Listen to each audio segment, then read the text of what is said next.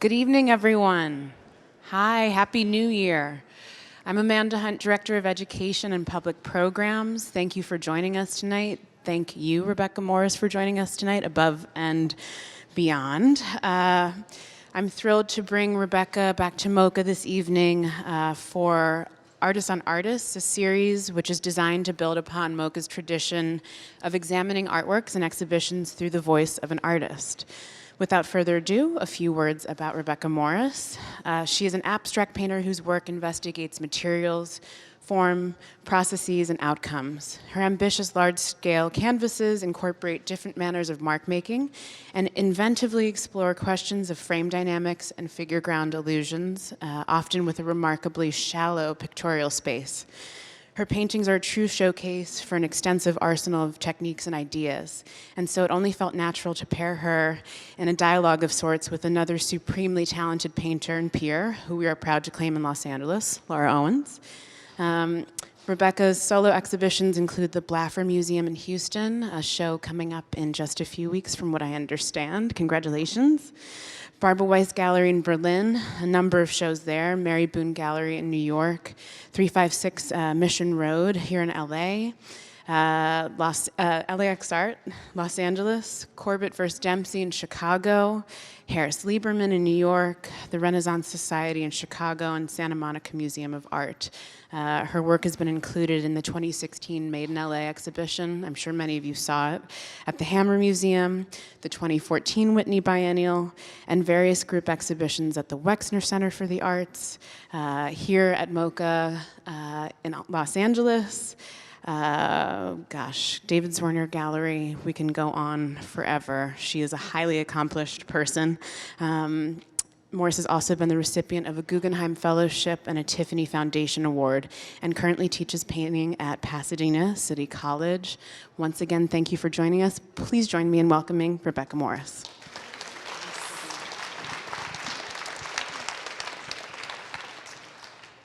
First, thank you so much for inviting me to do this, and thank you all so much for coming and being interested in what I'm going to say.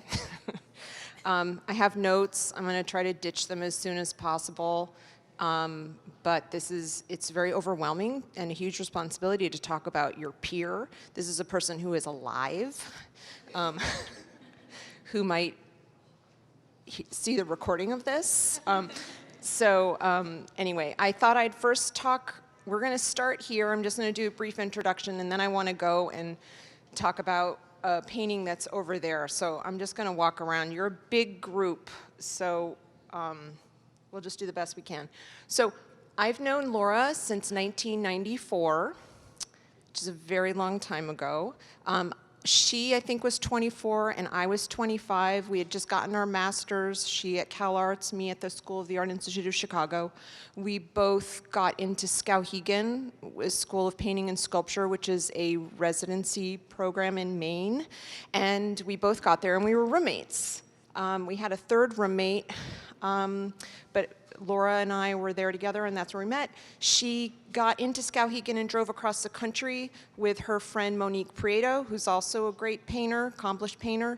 So they drove all the way out from LA to Skowhegan. I came up from, I think, Connecticut, where I grew up. My mom and grandmother took me. And this is, I'm remembering this now, it's really funny. That was the summer of OJ and the chase. And I remember the night before arriving to Skowhegan, lying in a hotel room on the bed watching that. Seems kind of, I don't know. Anyway, yeah. So that's where I met Laura. We became friends. She was reading Watership Down and would not put the book down to go out or do anything until she finished the book, which was like 2 days. And we had studios near each other, not next to each other. And then over the course of time, I visited Los Angeles in 1995 for maybe a week. I stayed with Monique and Michael and hung out with Laura in the day. I don't know why, I just didn't rent a car, which was ridiculous. So Monique and Laura were so nice and drove me everywhere. I was just too young I just didn't know. and that naive about Los Angeles. And then from there, I was still in Chicago, and I remember inviting Laura to come teach at the School of the Art Institute of Chicago at the time, so she came for a whole semester. And then there were lots of moments like that between us. And then in 2015, she invited me to do a solo show at her exhibition space that is no longer, but it was 356 South Mission, which was a really cool space. And so that's just another sort of way we've interacted over the years. All right, let's go to the first painting. It is from 1997, and I think it's one of the earliest paintings in the show, and it's this way. So I guess follow me. This painting is untitled. All of Laura's paintings are untitled. I sort of, in my notes, have affectionately called this the seagull painting. I have a lot of nostalgia for this painting, I think because it's really early. I remember it so well. This was in her first solo exhibition with Gavin Brown in New York, and I believe this was in, I guess that show in '97 with Gavin Brown was maybe her first solo show in New York, so I remember being there at the opening and seeing this painting. It was a small show, but maybe there were like 4 or 5 paintings in it, and this is one of them.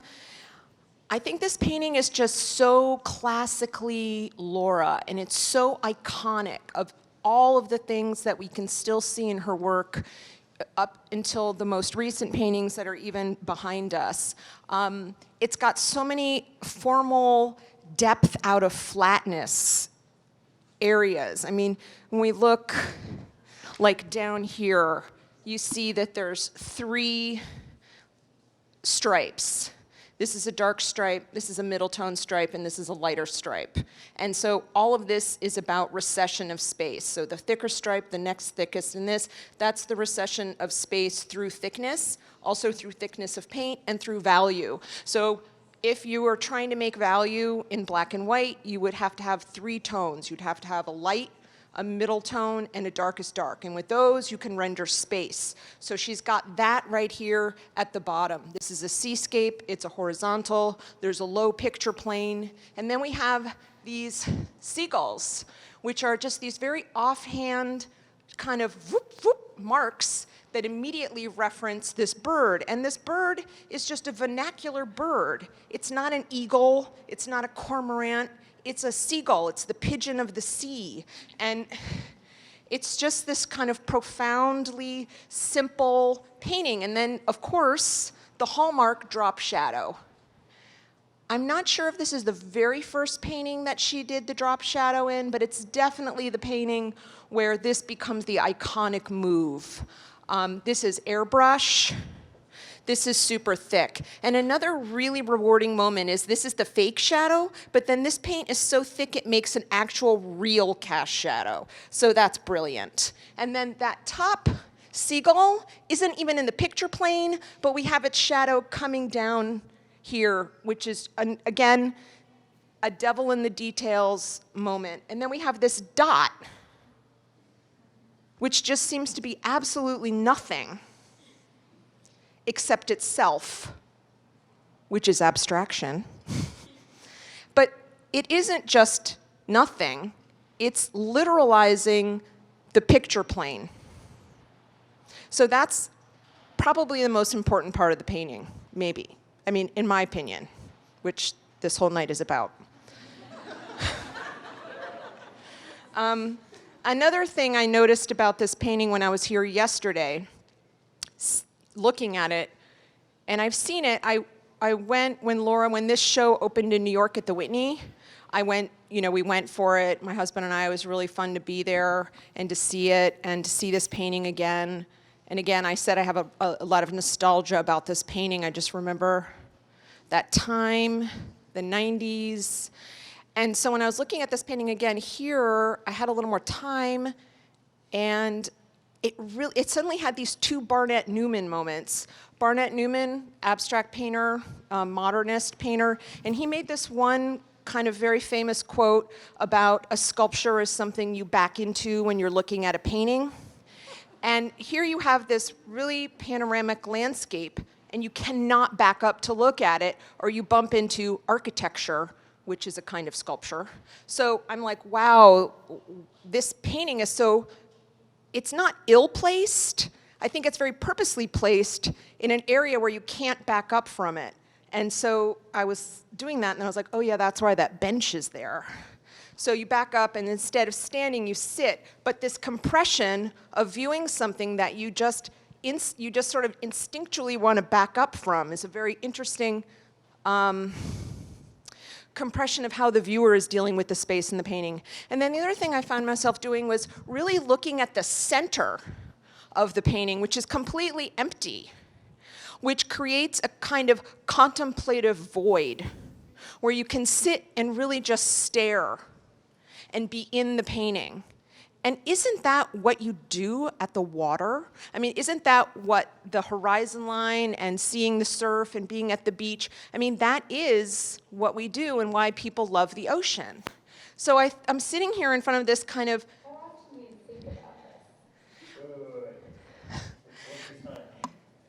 so I'm sitting here thinking about this, and I'm like, wow, I'm really experiencing a seascape in this really real way. And I mean, who the fuck makes a seascape now? It's not a common trope. So all of this made it really interesting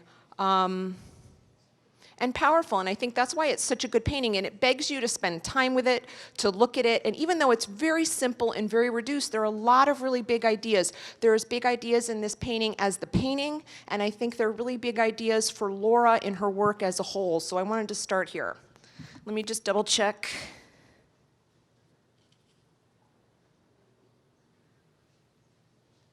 Yeah, I think I got it. Oh, except one more thing. The other Barnett Newman moment. So there's this red painting that Barnett Newman made, and I've been internet researching this, and I cannot figure which one it is. But there's this red painting.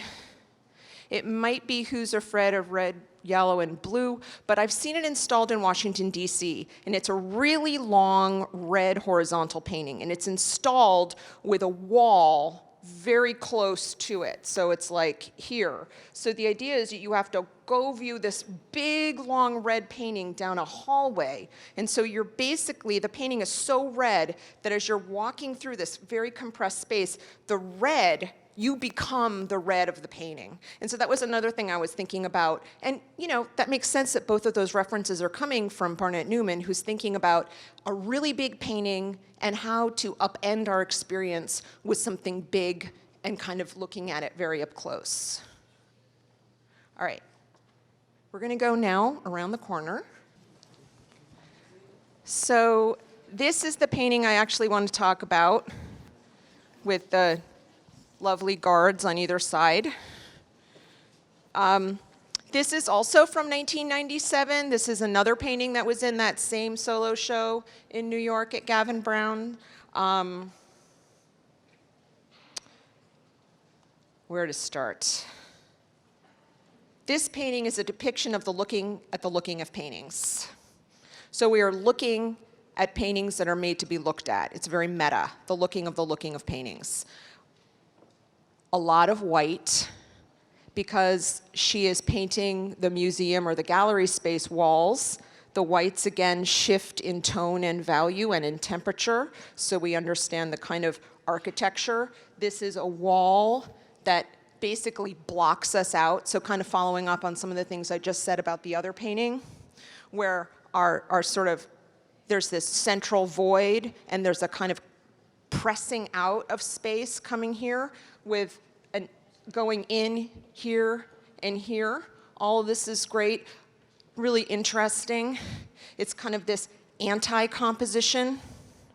I remember when she was in Chicago for the semester, she was experimenting with ceiling paint, which was an acrylic paint that she could paint and paint and paint and paint, and it would build up and create this incredibly seamless, smooth surface. And I think she spent like 3 months working on this, and I don't know if she ever painted on it. I think she left it, and then my friend who rented the studio after made a painting on it. But even if I'm getting this wrong, it's still going somewhere.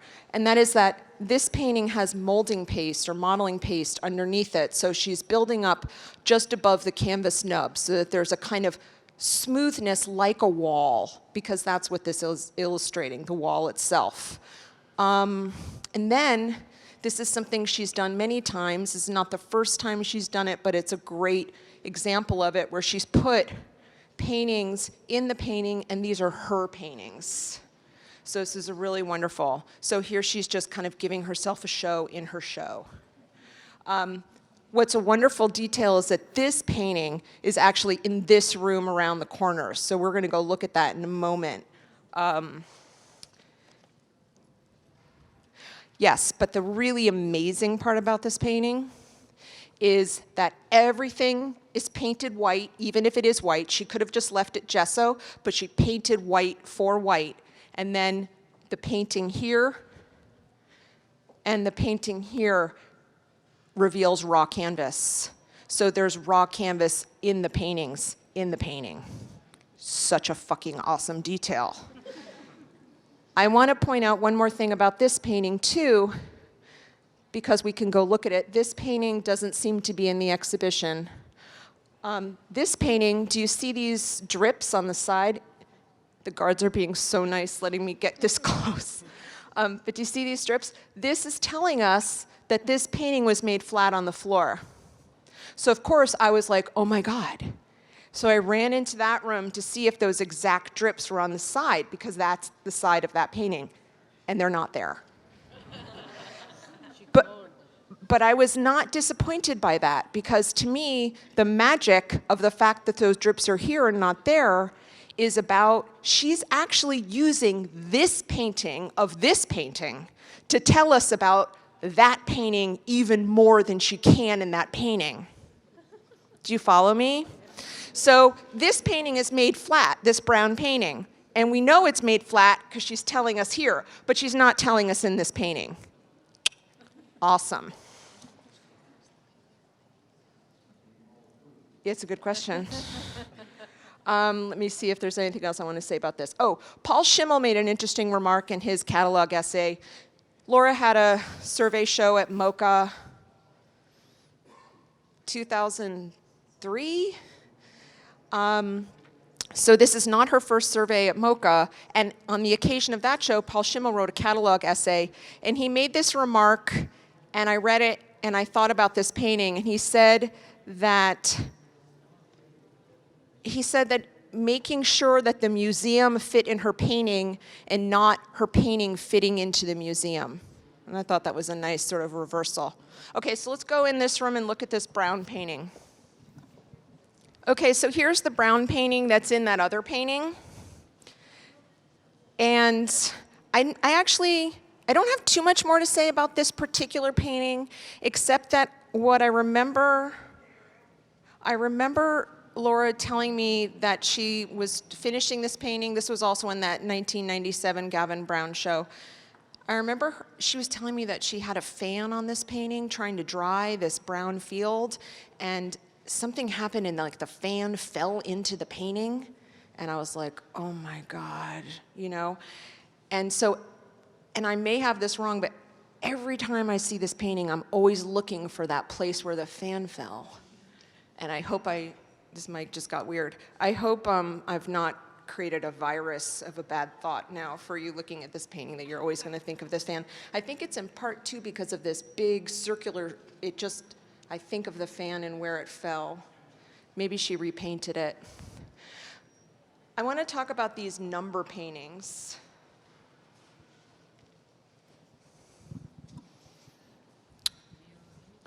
Yeah, so they're exactly the same size. They're a mirror image of each other, literally, because here we have it the correct way. I believe it's 1 through 99.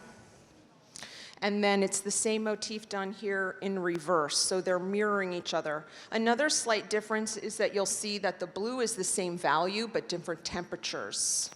And I believe that they're always supposed to hang in mirror opposition to each other. That's their sort of, you know, their exhibitional format. I remember also when she made these, because I was in her studio, and I saw she used this technique called pouncing, which is where you take a sheet of paper and you put little dots in where the first thing is, and you put these dots, and then you can kind of pierce through the dots, and then you take that piece of paper, and then you just inverse it and put it down, and you kind of put this little blue powder, and it makes the marks for you, so then you can just use them as guidelines and get this really great mirror image. So it's a very analog method, but she's always been interested in these kinds of methods. The main thing about these paintings that I want to talk about tonight isn't really maybe about what these paintings are about when they were made. But when I was reading about Laura's work in preparation for this and thinking about her work, I was thinking about counting and numbers and how so many women artists and artists of minority status are counting and using numbers. How many male artists show in that gallery? How many African American people show at that gallery? What's the number? 1, 0, 2, usually 0. How much money do you make? How much money do I make? All of these things that numbers tell us, this kind of way that we want to use numbers to help make it right, to help equate, to help rebalance. And so when I'm looking at these paintings today, I'm thinking about that. And then I read this conversation that Laura had with Mary Heilemann, and apparently today is Mary Heilemann's birthday, which is auspicious. And she was having this conversation with Mary, and they were talking about this idea of the artist, the gallery roster, and how many women, how many men, how many people of color. And Laura was talking about a friend of hers, a male artist, who was just invited to be in a gallery, and Laura said to him, this is all in their interview, I'm just repeating it, and Laura said to him, oh, you can't show there. They have 30 men and 1 woman. And he was a male artist, and I guess he hadn't thought of it, hadn't even, and she was like, you can't do it, it's just not right. You can't participate in that.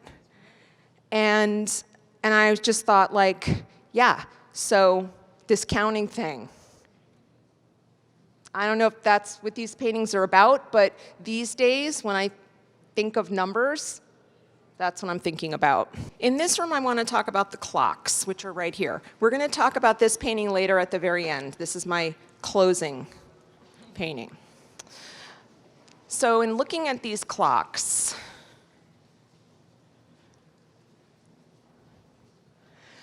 I think the most important thing is that they actually work. They're moving. But what's really interesting is that none of the clocks are actually telling accurate time, but they're marking time. And it's really important that they're functioning. Also, if you look up here, you'll see there are 3 dummy clocks, meaning that the lower right over here with the 1 written on it, and then the 1 hand and the 1 yellow is a dummy clock. And another dummy clock is the 4th from the right. And then another dummy clock, and these are my words. Laura's not calling these dummy clocks. And I don't mean dumb, I just mean clocks that aren't working, like I can't articulate that anymore. And then there's one more dummy clock. But what's really interesting is that they're not even made to move. And if you look carefully, what it is it's just a screw and like a piece of paper or a piece of cardboard, and the screw and the hand that doesn't work is the same color. But it's not meant to move. It's not mechanized. The other clocks actually have a little motor behind them. And there's a really interesting book that the New York gallery and book publisher Karma did, where they reproduced the clocks, and they reproduced them in the book where the front of the clock and the reverse of the clock are printed. It's a really cool book. It was done in an edition of 1,000. And then there's, in addition to these 3 dummy clocks, there's 3 paintings up there that aren't even pretending to be clocks. That face, this figure on the left, that clown. And so this is all really interesting. And then there's this bird. Okay, the bird is amazing. That is just like time flying. And then what's really funny is that the bird is a digitized image of a bird in an analog clock. So these are all just wonderful little puns that have so much joy of life in them. And then when you think about time, you know, these are all just a metaphor of time. There's time itself, time in terms of the history of painting. Is painting timely? Is it alive? Is it present? Are we just passing time? Is painting just passing time? How long does it take to make a painting? There's never enough time to make a painting. Are you missing your time? Timing, time's up. You know, I'm obsessed with time. I'm completely stressed out by time. Also, time is about being alive, it's about being present, and it's also the ever looming when time stops, meaning death. So these are really powerful.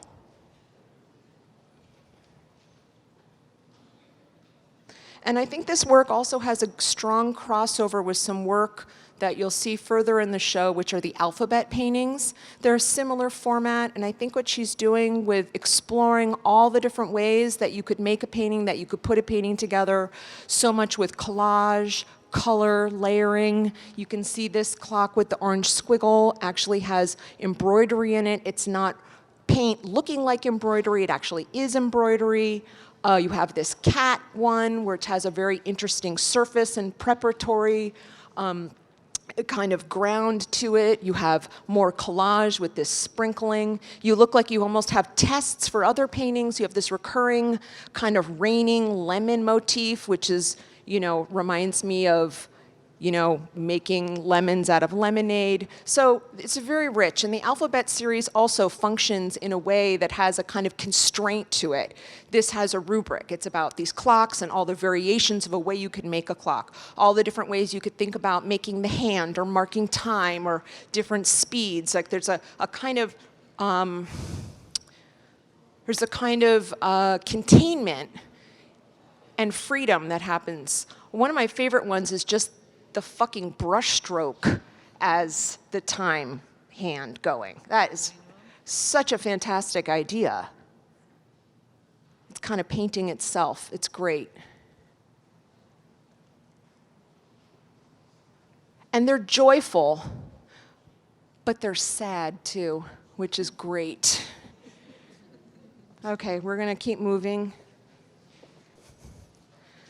I'm only going to talk about this painting in passing, which is this animal painting. This painting was done on the occasion of a painting show in LA at the Santa Monica Museum. It was a 3-person show with Laura Owens, and don't tell me. Oh, shit. It's just because I'm on the microphone that I forgot. Don't tell me, Janelle. Peter Doig. Yep, I have the book, and I saw the show. So this is a painting that was in this show that they all collaborated on, and I think it's important to mention because Laura's done so many projects that collaborate with other artists, both working on actual paintings, putting shows together, her exhibition space, 356 South Mission. So there's just a very consistent, very generous thread that runs through her practice. So this is a painting from an example of that. Also, a really wonderful detail are all the animals, the rabbit, the squirrel, the butterfly, the monkey, the bear, more monkeys, a turtle. None of these animals exist in the same landscape. This is not possible. But this is a beautiful thing. This is what you can do when you make a painting. It's your world. You invent it. And it also kind of reminds me of this idea of Los Angeles, of this invented landscape or everything we import into this place. And I think it's maybe a nice metaphor for that. We're going to go into this other gallery, which has work that Laura did with Jorge Pardo. So this was another example of a project that Laura did with another artist. In fact, the wall text for this piece is really good. I should just read the wall text. But I'm going to let you read the wall text, and I'm just going to add in a few extra things. So the sculptor, painter, Jorge Pardo did the furniture, and Laura did the painting. So it's a collaboration of an installation. The show was originally at Patrick Painter Gallery at Bergamont Station. It was in 1998. I also remember seeing this exhibition. And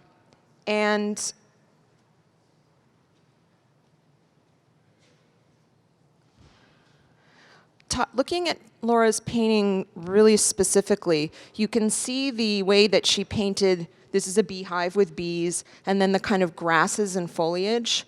And you see here, the grasses and foliage are painted almost like watercolor into the canvas itself. And then the beehive, which is behind the leaves, is painted very, very opaquely and flatly. This is a complete reversal on how we would understand the space, because what it's looking like is that the grasses and the leaves are actually going into and cracking into the beehive, when in fact the beehive, these are in front of the beehive. So what she's doing is this reversal of figure ground.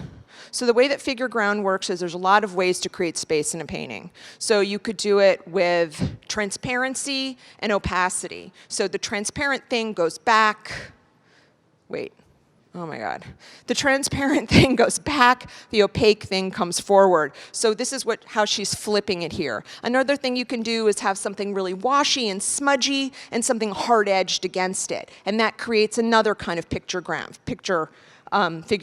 And here you can see this is kind of washy and smudgy, and this is more hard-edged. So again, it's a double reversal of figure ground, which makes these sort of so strange, but in maybe a way that you can't even articulate, because this is kind of very subterranean information. She took the idea and planning of these paintings from a pillow that she found at an estate sale that had bees and beehives on it, and that's where this came from. And this is very common for Laura to be looking at materials like tapestries and embroidery, and so this was where that image came from.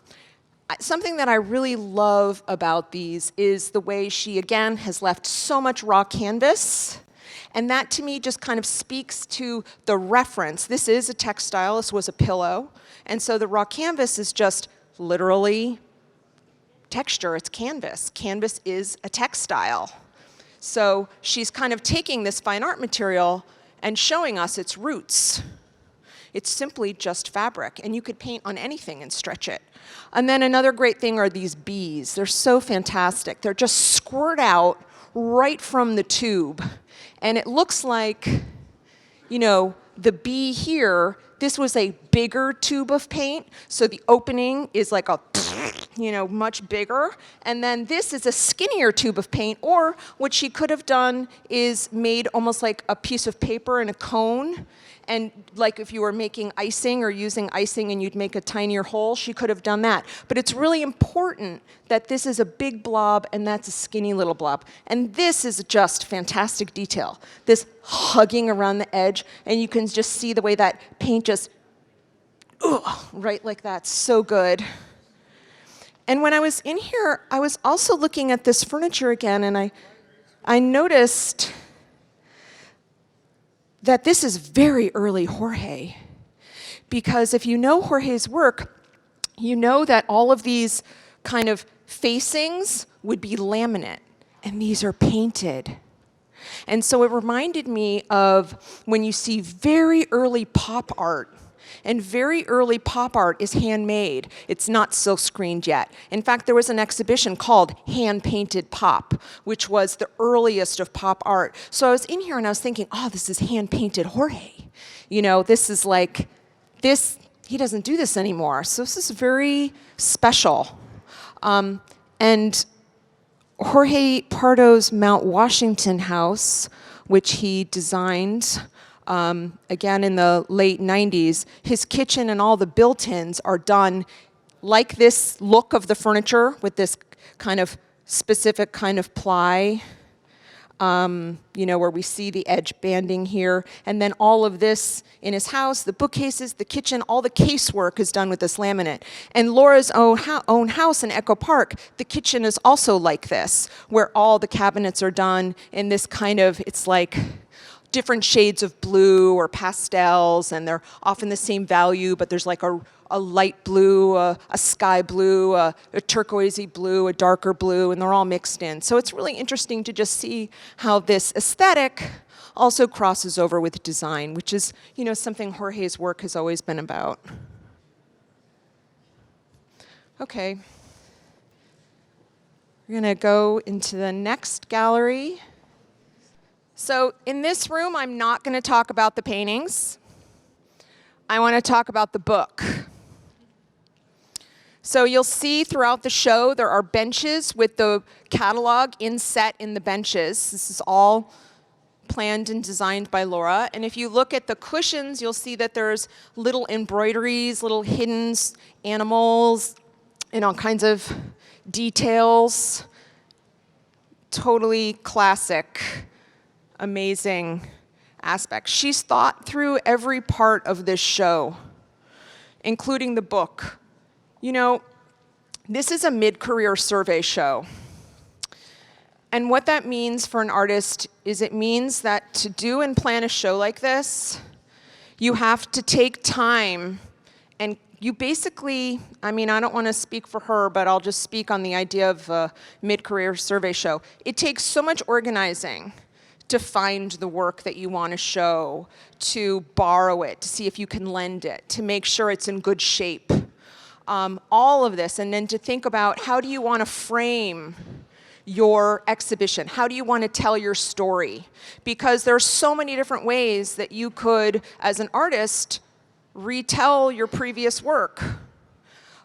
But the thing that is so intense for me is the kind of time out it takes away from your current work. So if you're having a mid-career survey, it means probably that if you started early, you're like in your mid, 40s, 50s, which if you're being invited to have a mid-career survey show, you're probably at the top of your game, which isn't really a time where you want to take a time out and suddenly be like working on a show all the time and not being in your studio. So it's a really interesting catch-22. I don't know if other people think about this, but clearly I am.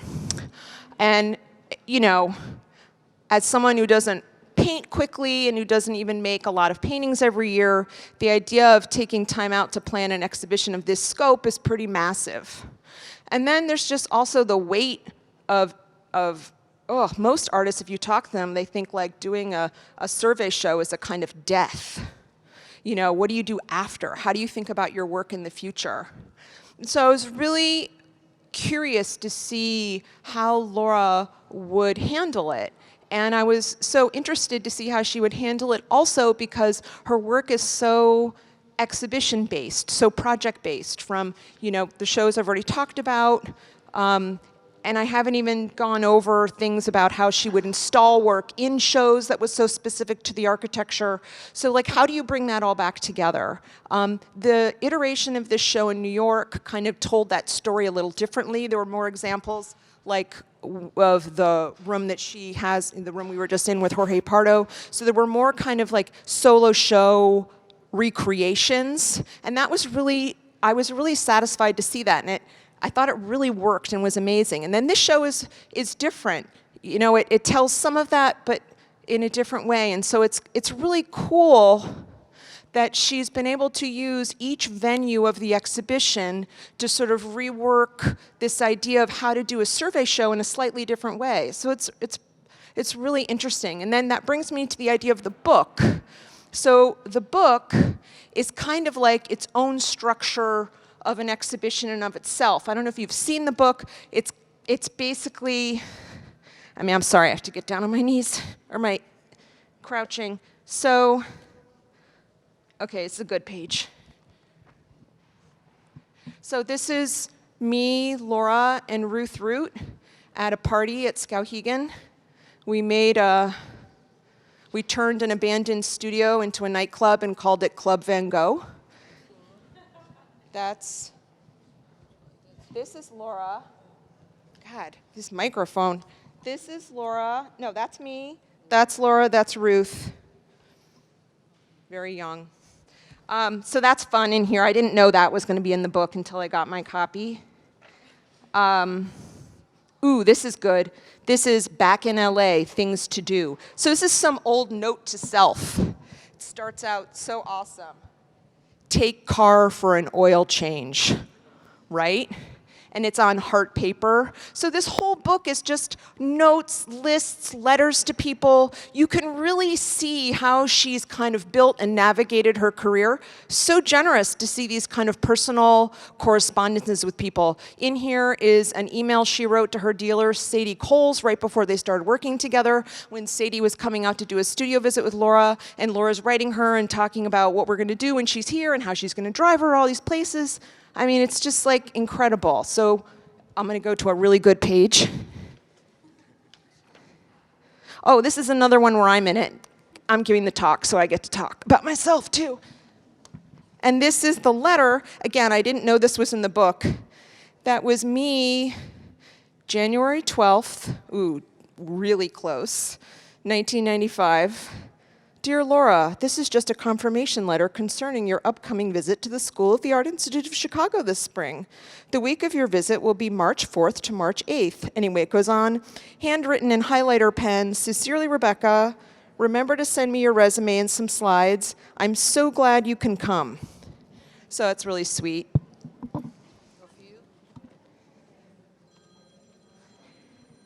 Oh, this is some of the best stuff in the book right here. This is this correspondence between her and Blum and Poe. Do you guys know about this? Whoa. So there was, I don't even know, I'm not gonna read this, but let's just say gossip.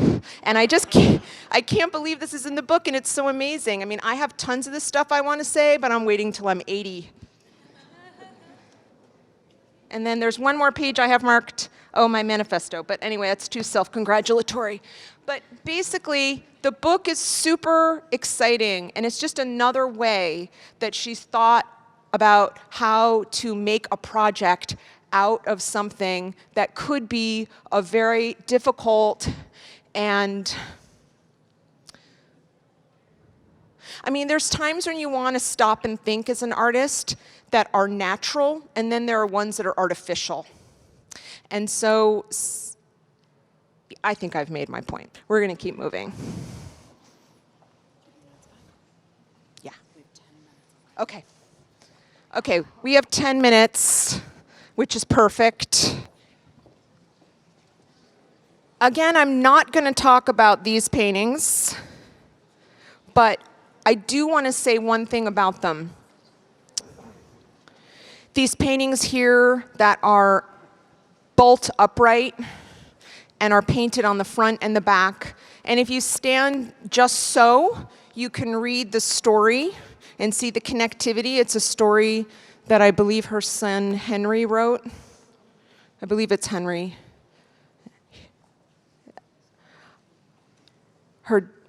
And I think it's Henry and not her daughter.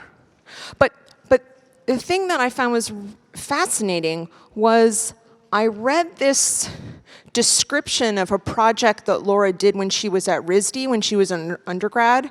And I guess in her freshman year at RISD, one of her earliest projects was an installation project. And she took a Matisse painting and she cut all the shapes out and then hung the shapes from the ceiling in such a way that they just floated in the ceiling unless you oriented yourself just so in front of them, and it pieced the painting back together.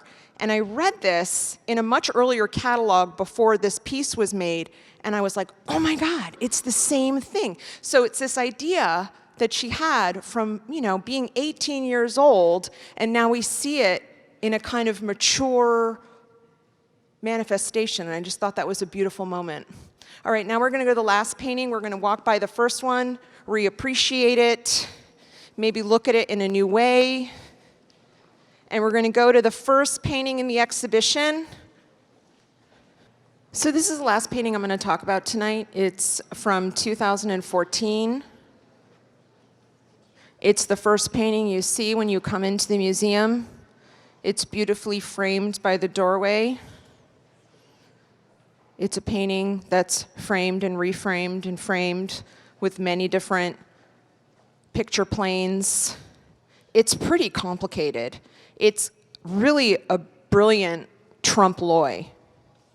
It's so trompe-l'oeil that the parts that are fake start looking real and the parts that are real start looking fake. This painting was her contribution to the 2014 Whitney Biennial.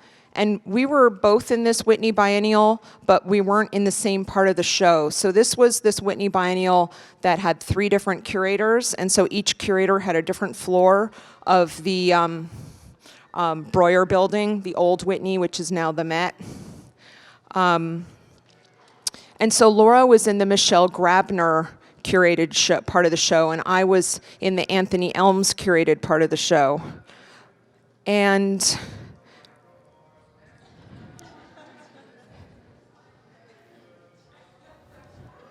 that's the painting talking. Hilarious. It's hard to talk over that, and it's a good song. It's not really a good song. So the part of the exhibition Laura was in, you could only have one painting in the show.